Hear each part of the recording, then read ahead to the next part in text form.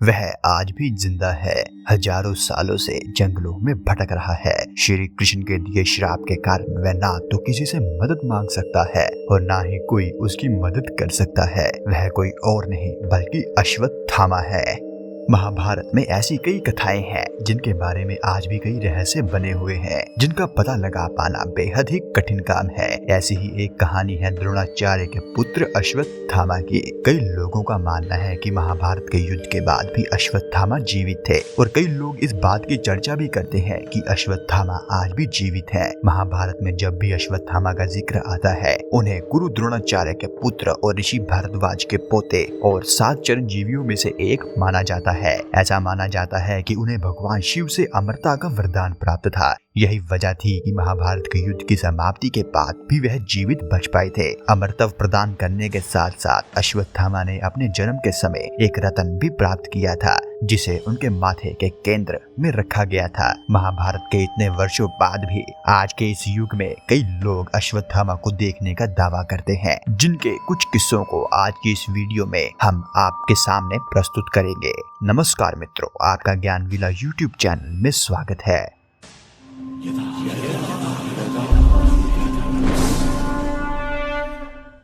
एक बार द्रोणाचार्य और उनकी पत्नी कृपि तपस्या के लिए हिमालय गए। उनके तप से प्रसन्न होकर शिव जी ने उन्हें पुत्र प्राप्ति का वरदान दिया। फिर कृपि ने एक तेजस्वी पुत्र को जन्म दिया और वही तेजस्वी पुत्र अश्वत्थामा कहलाया। अश्वत्थामा का नाम सुनते ही लोगों के मन में यह विचार जरूर आता होगा कि उनका इतना विचित्र नाम कैसे पड़ा। दरअसल इसकी एक बड़ी ही रोचक कहानी है। अश्वत्थामा ने जब जन्म लिया था तब उसने अश्व के समान ध्वनि की थी। इसके बाद आकाशवाणी हुई कि यह बालक अश्वत्थामा के नाम से जाना जाएगा।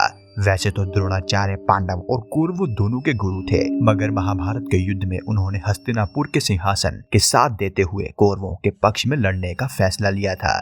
अपने पिता की तरह ही अश्वत्थामा ने भी पांडवों के खिलाफ युद्ध किया। अश्वत्थामा ने कौरवों की एक सेना का नेतृत्व किया और पांडव पक्ष के कई योद्धाओं को मार गिराया। कहते हैं कि जब घटोत्कच के नेतृत्व में राक्षसों की सेना ने आक्रमण किया तब सभी कौरव भाग खड़े हुए, मगर अश्वत्थामा अकेला वहां खड़ा रहा और घटोत्कच के पुत्र अंजन पर्वा को मार गिराया। अश्वत्थामा ने घटोत्कच को भी घायल कर दिया। महाभारत के युद्ध के दौरान एक ऐसा समय भी आया जब अश्वत्थामा की मौत की झूठी खबर फैलाई गई। दरअसल द्रोणाचार्य का वध करने के लिए श्री कृष्ण ने पांडवों से अश्वत्थामा की झूठी खबर फैलाने के लिए कहा। धर्मराज युधिष्ठिर ने कहा कि वह झूठ का सहारा नहीं लेंगे। फिर श्री कृष्ण के कहने पर युधिष्ठिर ने अश्वत्थामा नाम के हाथी का वध कर दिया। गुरु द्रोणाचार्य को जब इसकी खबर मिली तो उन्हें लगा कि उनका बेटा अश्वत्थामा मारा गया। इससे दुखी होकर उन्होंने शस्त्र त्याग दिए। तभी दुष्ट द्युमन ने मौके का फायदा उठाकर द्रोणाचार्य का सर धड़ से अलग कर दिया। द्रोणाचार्य की मौत के बाद पांडवों ने महाभारत का युद्ध जीत लिया। युद्ध खत्म होने के बाद पांडव अपने शिविर में जीत का जश्न मना रहे थे। दूसरी ओर अश्वत्थामा अपने पिता की मौत से बेहद दुखी था और उसने बदला लेने की ठानी। अश्वत्थामा रात में पांडवों के शिविर में पहुंचा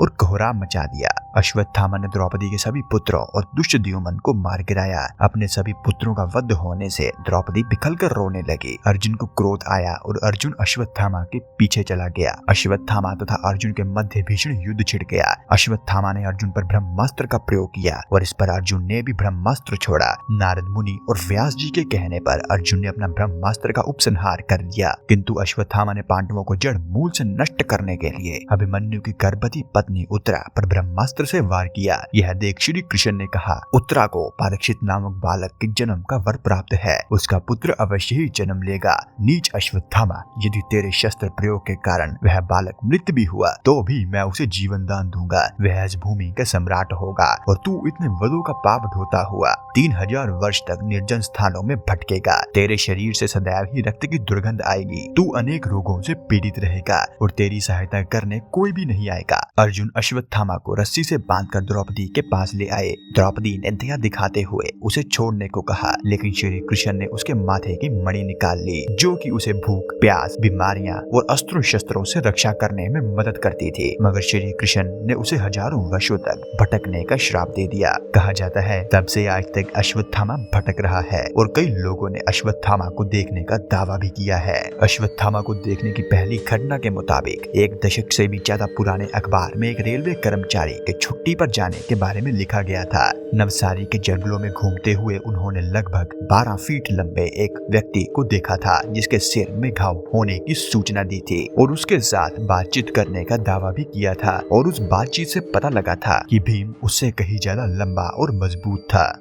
जब 1152 में पृथ्वीराज चौहान अपनों के विश्वासघात के कारण लड़ाई हार गए थे तो वह जंगलों में रहने लगे थे। वहां उनकी मुलाकात एक वृद्ध व्यक्ति से हुई जिसके सिर पर एक चोट का निशान था। आयुर्वेद के बारे में महान ज्ञान होने के कारण पृथ्वीराज चौहान ने उन्हें विश्वास के साथ कहा कि वह उनके निशान को ठीक कर सकते हैं। बूढ़ा व्यक्ति मान गया, लेकिन 1 हफ्ते की दवा के बाद भी वह निशान जस का तस बना रहा। पृथ्वीराज हैरान थे और उन्होंने बूढ़े आदमी से पूछा कि क्या वह अश्वत्थामा है, क्योंकि केवल माथे से मणि लेने से जो दाग बनते हैं उन्हें ठीक नहीं किया जा सकता। बूढ़े ने बताया कि वह अश्वत्थामा ही है और वह फिर वहाँ से चला गया। यह विवरण पृथ्वीराज चौहान पर 12वीं शताब्दी में लिखी गई पुस्तक पृथ्वीराज रासो में दिया गया है।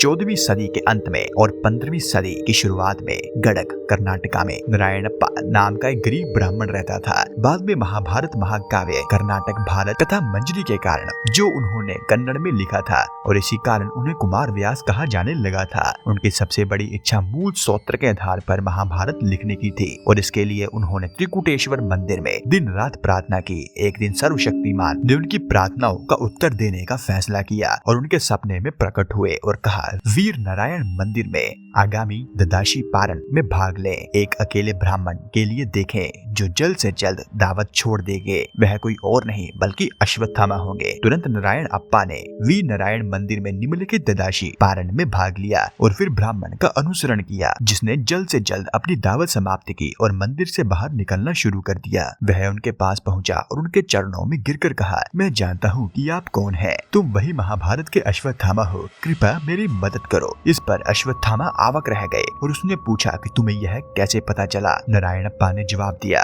वी नारायण स्वामी उनके सपने में दिखाई दिए थे और उन्होंने मुझसे यह बताया। यह सुनकर अश्वत्थामा बेहद प्रसन्न हुए और नारायणप्पा से पूछा, ठीक है, मुझे बताओ कि मैं तुम्हारे लिए क्या कर सकता हूँ। नारायणप्पा ने इसका जवाब देते हुए कहा कि वह महाभारत को कन्नड़ में लिखना चाहेंगे जैसे कि हुआ था, लेकिन इसके लिए अश्वत्थामा 2 शर्तों के तहत सहमत हुए। उन्होंने कहा कि नारायणप्पा को स्नान समाप्त करने के बाद गीली धोती पहनकर प्रतिदिन महाभारत लिखनी शुरू कर देनी चाहिए। अश्वत्थामा ने कहा, आप तब तक लिखते रह सकते हैं जब तक आपकी धोती गीली रहेगी। जैसे ही आपके कपड़े सूखेंगे महाभारत प्रवाह रुक जाएगा। उन्होंने एक शर्त और भी रखी कि वह इसका खुलासा किसी से ना करे और फिर महाभारत लिखने का क्रम शुरू हुआ। उन्होंने गदा पर वह समय जब दुर्योधन और भीम ने द्वंद्व युद्ध लड़ा था वहां तक अपना रहस्य बनाए रखा।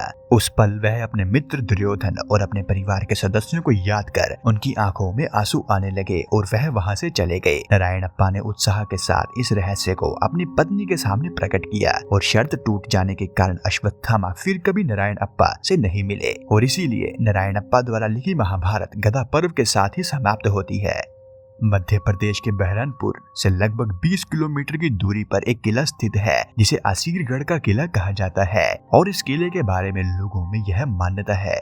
इस किले में आज भी अश्वत्थामा आते हैं और ऐसा कहा जाता है कि असीरगढ़ के किले में एक ऐसा शिव मंदिर मौजूद है जहां अश्वत्थामा आज भी प्रत्येक दिन भगवान शिव की पूजा अर्चना करने आते हैं। कहते हैं कि वह उतावली नदी में स्नान करने के बाद वहां पूजा करते हैं। यहाँ पर आश्चर्य की बात यह है कि यह पहाड़ियों की चोटी पर बने किले में एक तालाब स्थित है जो कि तपती गर्मी में भी नहीं सूखता। कहते हैं कि असीरगढ़ के अलावा मध्य प्रदेश के ही जबलपुर शहर के गोरी घाट के किनारे पर भी अश्वत्थामा को भटकते हुए देखा गया है। वहाँ के कुछ स्थानीय निवासी ऐसे भी हैं जिन्होंने अश्वत्थामा को अपनी आंखों से देखने का दावा किया है। तो मित्रों, अश्वत्थामा के जीवित होने का रहस्य आज भी रहस्य ही बना हुआ है। कुछ लोग मानते हैं कि वह आज भी जिंदा है, वहीं कुछ लोग यह मानते हैं कि अश्वत्थामा बाकी के चिरंजीवियों के साथ हिमालय की पहाड़ियों में भगवान विष्णु के अंतिम अवतार कल्कि जी के आने का इंतजार कर रहे हैं। इसी के साथ आज के वीडियो का अंत होता है, लेकिन अगर आप इस चैनल पर नए हैं तो मैं आपको बता दूं कि हमारे चैनल पर आपको महाभारत, भगवत गीता